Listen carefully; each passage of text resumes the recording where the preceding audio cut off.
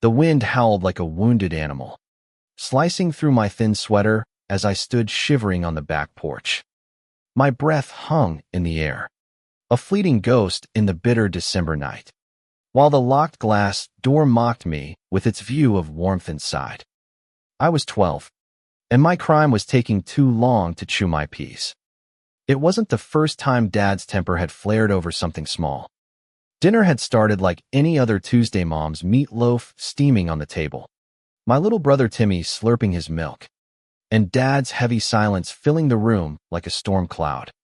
I'd always been a slow eater, savoring each bite, lost in my thoughts about school or the library books I'd snuck under my pillow. But tonight, Dad's patience snapped like a brittle twig. "You're dawdling again, Ellie," he'd growled, his fork clattering against his plate. "Always dragging us down. A burden." I tried to swallow faster, but my throat tightened, and the peas stuck like gravel. When I didn't speed up, he stood, his chair scraping the floor, and pointed to the door. "Out. Maybe the cold will teach you to stop wasting my time." Mom's eyes widened, her hands twisting her napkin. "John, it's freezing out there," she whispered, but his glare silenced her. Timmy stared at his plate, his small shoulders hunched. I wanted to cry, to beg, but pride or maybe fear kept my mouth shut.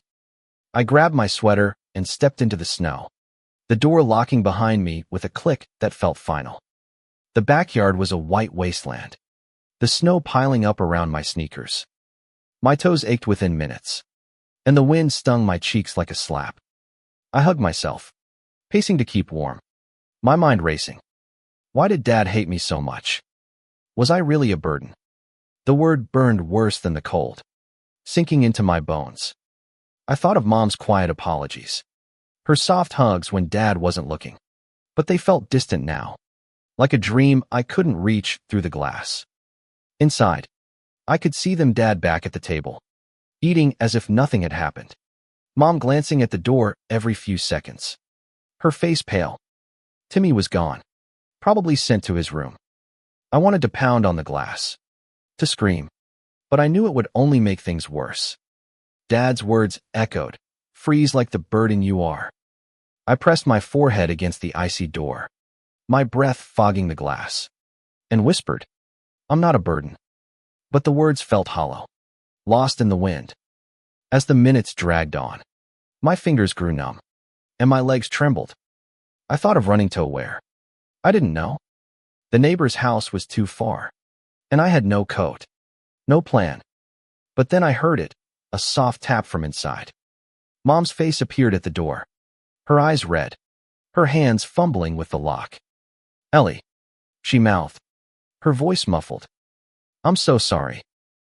She opened the door, pulling me into her arms, her warmth a shock against my frozen skin. "You're not a burden," she whispered fiercely, her voice breaking. "You're my heart." But as she led me inside, I saw Dad's shadow in the doorway, his face unreadable. I knew this wasn't over, not for me, not for Mom, and not for the storm brewing in our house. Back in the kitchen, the air was thick with tension. Dad didn't look at me, just pushed his plate away and muttered, "You're lucky your mother's soft." Mom's hand tightened on mine, but she didn't speak. I wanted to yell, to ask why he treated me like this, but fear kept me quiet. Instead, I sat, my damp clothes clinging to me, and forced down the cold peas, each bite a small act of defiance. That night, in my room, I couldn't sleep. The wind rattled my window, and Dad's words played on repeat. But Mom's whisper lingered too, a tiny spark in the dark. I didn't know it then, but that night was the beginning of something bigger, a crack in the foundation of our family that would either break us apart or force us to rebuild. I clutched my pillow, promising myself I'd never let Dad's words define me, even as I wondered how to survive a house that felt colder than the winter outside. The next morning, the house was quiet, but it wasn't the peaceful kind. It was the silence of a battlefield after a fight, everyone tiptoeing around the wreckage. I woke up with a sore throat and a heaviness in my chest that wasn't just from the cold. At breakfast, Dad acted like nothing had happened. He read his newspaper, slurping coffee, while Mom busied herself at the stove, her movements jerky. Timmy kept his eyes on his cereal, but I caught him sneaking glances at me, his small face pinched with worry. I wanted to hug him, to tell him it was okay, but I wasn't sure it was. I pushed my toast around my plate, my appetite gone, my mind stuck on last night's locked door. School was a blur. My best friend, Lila, noticed something was off. "You look like you saw a ghost," she said at lunch, her brown eyes narrowing.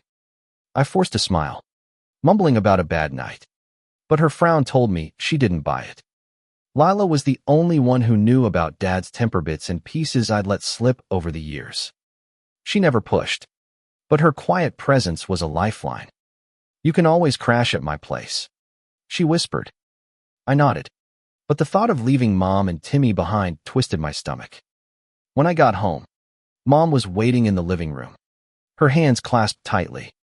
"Ellie, we need to talk," she said, her voice low. Dad was at work, and Timmy was at a friend's house. She led me to the couch, her eyes searching mine. "What happened last night? It wasn't right. I should have stopped him."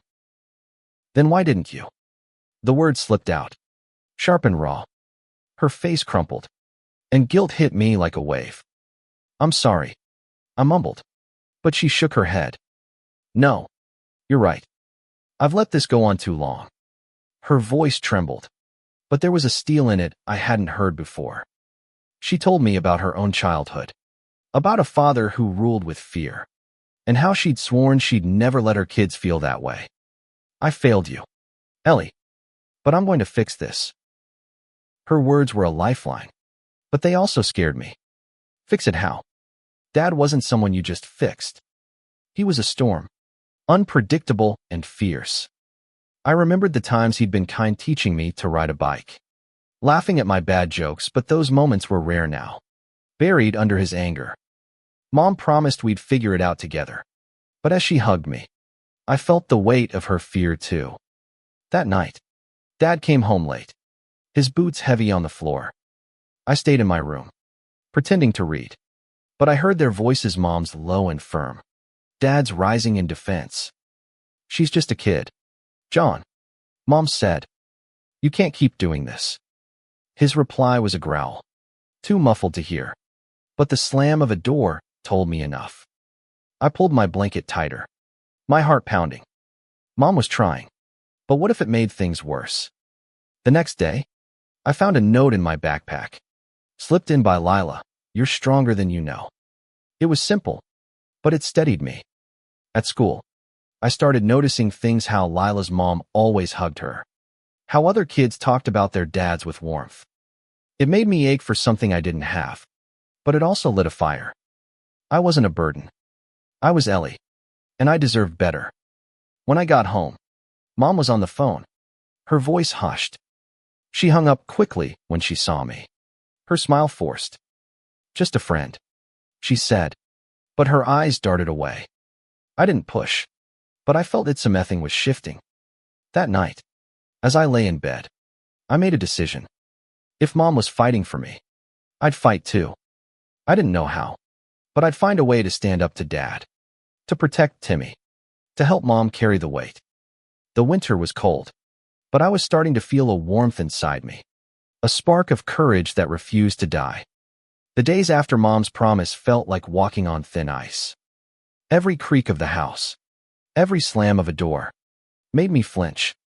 Dad's temper didn't flare again, but his silence was worse gold. Heavy, like a storm waiting to break. At school, I threw myself into routine to escape the tension at home. Lila noticed my distraction and dragged me to the library during lunch. "Spill it," she said, tossing a pencil at me. I told her everything: the locked door, Mom's words, the fight I'd overheard. Her face darkened, but she didn't interrupt.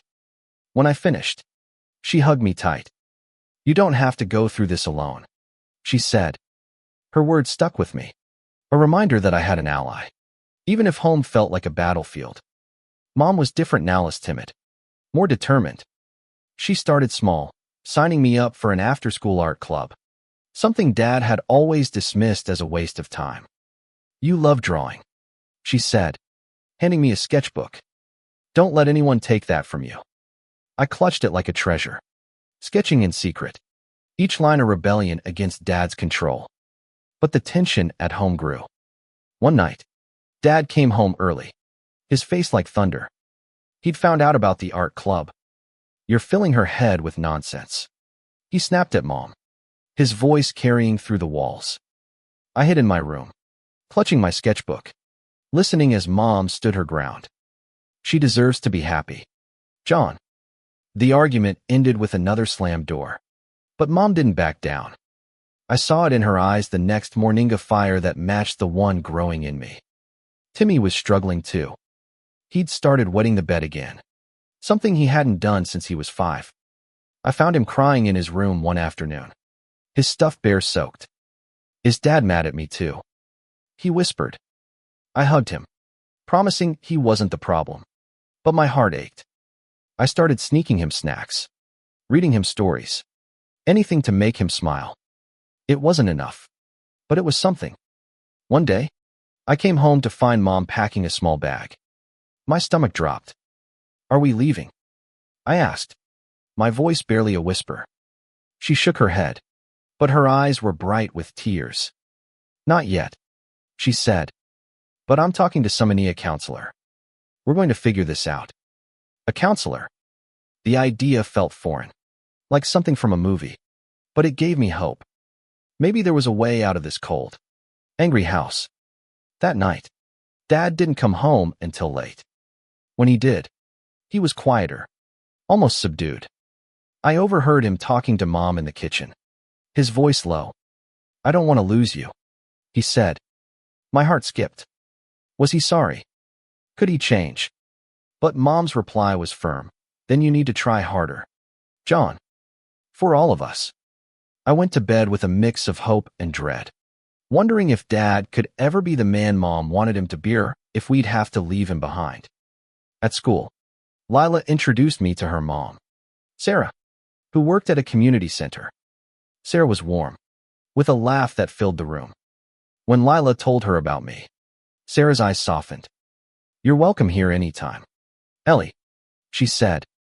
It was a small gesture, but it felt like a door opening, a place where I could be more than a burden. As winter deepened, so did my resolve.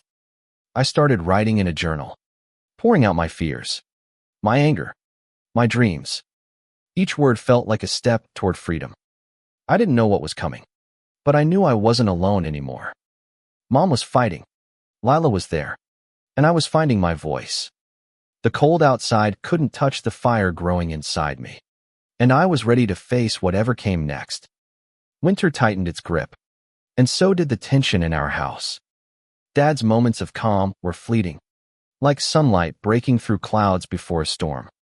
I clung to Mom's promise, but doubt crept in. Could we really change him? Or was this just a pause before the next outburst?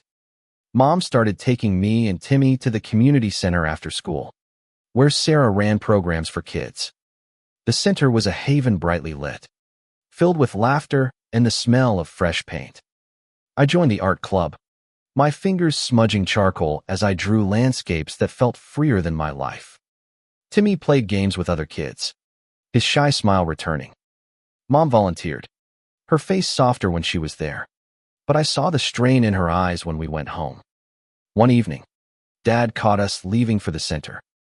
"What's this nonsense?" he demanded, blocking the doorway. Mom squared her shoulders. "It's good for them, John. And for me." His jaw tightened, but he stepped aside, muttering about wasted time. I held Timmy's hand, my heart racing. Mom's defiance was new, and it scared me as much as it inspired me. At the center, Sarah pulled me aside. "Your mom told me a bit about what's going on," she said gently. "If you ever need to talk, I'm here." I nodded, my throat tight.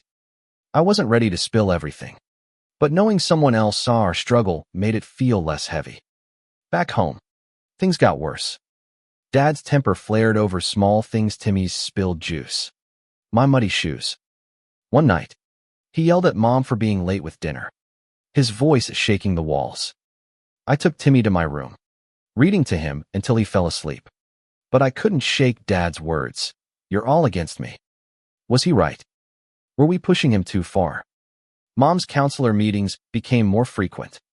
She didn't tell me much, but I overheard her on the phone, talking about patterns and safety plans. The words chilled me. Safety plans. Were we in danger? I started noticing things: Mom's hidden cash in a drawer, a packed bag in her closet. She was preparing, and it terrified me. One day at school, Lila handed me a flyer for a family support group at the center. "Maybe you and your mom could go," she said. I tucked it into my backpack, unsure. That night, I showed it to Mom. Her eyes lit up, then dimmed. "Your dad wouldn't like this," she said, but she kept the flyer. I saw her reading it later, her fingers tracing the words. The breaking point came a week later. Dad came home drunk, his eyes wild. He yelled about the center, about Mom turning us against him. When I tried to defend her, he grabbed my arm, his grip bruising. "You're just like her," he spat. Mom stepped between us, her voice steady. "Let her go, John." He did, but the look in his eyes haunted me. After he stormed out, Mom hugged me tight. "We're leaving," she whispered.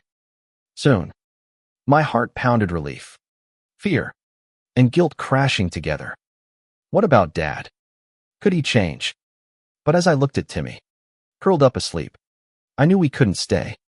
The cold outside was nothing compared to the cold in our house, and I was ready to follow Mom wherever she led. Leaving wasn't as simple as packing a bag and walking out. Mom's plan was careful, deliberate, like assembling a puzzle in secret. She didn't tell me everything, but I saw the peace late night calls, hushed conversations with Sarah, and a small notebook where she jotted down numbers and addresses. The community center became our refuge. I spent hours in the art room, my sketches growing darker, jagged trees, stormy skies. Timmy clung to me, sensing the shift. "Are we running away?" he asked one day, his eyes wide. I didn't know how to answer, so I just hugged him, promising we'd be okay. Dad's behavior swung wildly. Some days, he was almost kind, bringing home pizza or asking about school. I wanted to believe he was trying, but Mom's guarded eyes told me not to trust it. Other days, his anger erupted over a dirty dish, a loud TV, anything. Each outburst pushed Mom closer to her decision, and I felt it to a growing certainty that we couldn't stay. One night, Mom sat me down after Timmy was asleep. "We're going to stay with Sarah for a while," she said, her voice steady but her hands shaking. "It's not safe here anymore." She explained her plan. We'd leave while Dad was at work, taking only what we needed. Sarah had offered her guest room, and the counselor was helping with legal steps, a restraining order. Maybe more. The words felt heavy, like stones sinking in my chest. Leaving meant safety, but it also meant breaking our family apart. The next day, I told Lila. Her face lit up, then softened. "You're so brave," she said, hugging me. I didn't feel brave, just scared and determined, like a bird caught in a storm but still flying. Lila promised to visit, to keep my secrets, and I believed her. She was my anchor, the one person who saw me as more than a burden. Packing was surreal. I chose my favorite books, my sketchbook, a photo of Mom and Timmy. Mom packed clothes, documents, and Timmy's bear. We moved quietly, like thieves in our own home. When Dad's truck pulled into the driveway, my heart stopped. He wasn't supposed to be home yet. Mom's face paled, but she pushed us toward the back door. "Go to Sarah's," she whispered. "I'll handle this." I grabbed Timmy's hand, my pulse racing, and we slipped out into the snow. The cold bit at us, but I kept moving, Timmy's small hand in mine. Sarah's house was a mile away, and every step felt like a lifetime. When we arrived, Sarah pulled us inside, her warmth enveloping us. "You're safe now," she said, but I couldn't stop shaking. What was happening to Mom? An hour later, Mom arrived, her face drawn but unharmed. He didn't fight me, she said, her voice hollow. He just let us go? I didn't know whether to feel relieved or heartbroken. That night, we slept in Sarah's guest room. Timmy curled against me, Mom on the floor beside us. The house was warm, but I felt the chill of what we'd left behind. We were free, but the cost was heavy, and I wondered if Dad would ever understand what he'd lost. Sarah's house was a new world warm, cluttered with books and plants, filled with laughter from Lila and her little brother. But even in this haven, I carried the weight of our escape. Mom was quieter, her smiles forced, and Timmy clung to his bear like it was his only anchor. The first week was a blur of adjustments. Mom met with her counselor, filed for a restraining order, and started looking for a job. Sarah helped, offering contacts and encouragement. But I saw the toll it took on Mom, her sleepless nights, her whispered calls to lawyers. I tried to help, taking care of Timmy, doing chores, but I felt useless, like a shadow of the burden Dad had called me. At the community center, I threw myself into art, my sketches now filled with light sunlit fields, open skies. The art teacher, Ms. Clara, noticed my work. You've got a gift, Ellie, she said, her voice kind. She entered one of my drawings in a local contest. And when I won, the pride in Mom's eyes was worth more than any prize. Timmy started smiling more, making friends at the center. Slowly, we were rebuilding, piece by piece. But Dad wasn't gone. He called Mom's phone, leaving voicemail, some angry, some pleading. I can change, he said in one, his voice breaking. Mom listened, then deleted them, her face unreadable. I wanted to believe him, but the memory of the locked door, his cruel words, kept me guarded. Mom said he was seeing a therapist, but I didn't know if it was too late. One day, a letter arrived from Dad, addressed to me. My hands shook as I opened it. I'm sorry, he wrote, his handwriting messy. I was wrong. I want to be better. He asked to see me, to talk. Mom left the decision to me, but I wasn't ready. The hurt was too raw, the trust too broken. I tucked the letter away, unsure if I'd ever respond. Lila was my rock, dragging me to movies, making me laugh. You're not just surviving, she said one day. You're shining. Her words sparked something in me, a realization that I was more than my past. I started writing again, not just in my journal, but stories, pouring my pain and hope into words. Ms. Clara read one and suggested I share it at the center's open mic. I was terrified, but I did it, my voice shaking as I read about a girl who found light in the dark. The applause felt like a hug from the world. Mom found a job at a bookstore, her face brighter with each paycheck. We moved into a small apartment, just the three of us. It was cramped, but it was ours. Timmy decorated his room with drawings, and I hung my contest-winning sketch on the wall. For the first time, home felt warm, not just in temperature, but in spirit. But as I lay in bed, Dad's letter haunted me. Could he change? Did I owe him a chance? The questions lingered, but so did my strength. Growing stronger with every day, we built a life without fear. Spring came, melting the snow and softening the edges of our new life. Our apartment was small but alive with color, Timmy's crayons, Mom's books, my sketches. Yet, Dad's shadow lingered, a question mark in my heart. Mom was thriving at the bookstore, her laughter more frequent. She started dating a kind man, Tom, who brought her flowers and made Timmy giggle. I liked him, but it felt strange, like betraying Dad. Still, seeing Mom happy eased the guilt. Timmy was blossoming too, his bedwetting gone, his chatter filling our home. I kept writing, my stories now published in the community center's newsletter. Each word felt like a step toward healing. Dad's letters kept coming, one every few weeks. He wrote about therapy, about regret, about wanting to be part of our lives. I was wrong. Ellie, he wrote, you were never a burden. I read them alone. My emotions a tangle of anger and hope. Mom said it was my choice to see him, but she warned me to be careful. People can change, she said, but it takes time. One day, I saw Dad at the community center. He was there for a support group, his face thinner, his eyes tired but softer. He didn't approach me, just nodded from across the room. My heart raced, but I nodded back. It wasn't forgiveness. Not yet, but it was something to crack in the wall between us. Lila and I planned a summer art project, a mural for the center. As we painted, she asked about Dad. I told her about the letters. The nod. You're strong enough to decide what's next, she said. Her faith in me was a gift, one I carried as I faced the choice about Dad. In June, I agreed to meet him, with Mom and a counselor present. We sat in a quiet room at the center, the air thick with nerves. He apologized, tears in his eyes, his voice raw. I was broken, he said.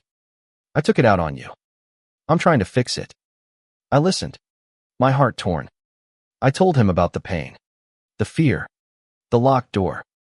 He didn't defend himself, just listened. It wasn't enough to erase the past, but it was a start. We didn't move back home. Our apartment was our sanctuary, built on love and resilience. But I saw Dad again, slowly, carefully. Each meeting was a step, not toward the past, but toward something new. I wasn't a burden, and neither was he, just two people trying to find their way. As summer bloomed, I stood in front of our mural, a vibrant scene of hope, painted with Lila. I thought of that winter night. The cold, the locked door. It had nearly broken me, but it also led me here to a family rebuilt, to a strength I didn't know I had. I wasn't just surviving. I was living, and no winter could take that away.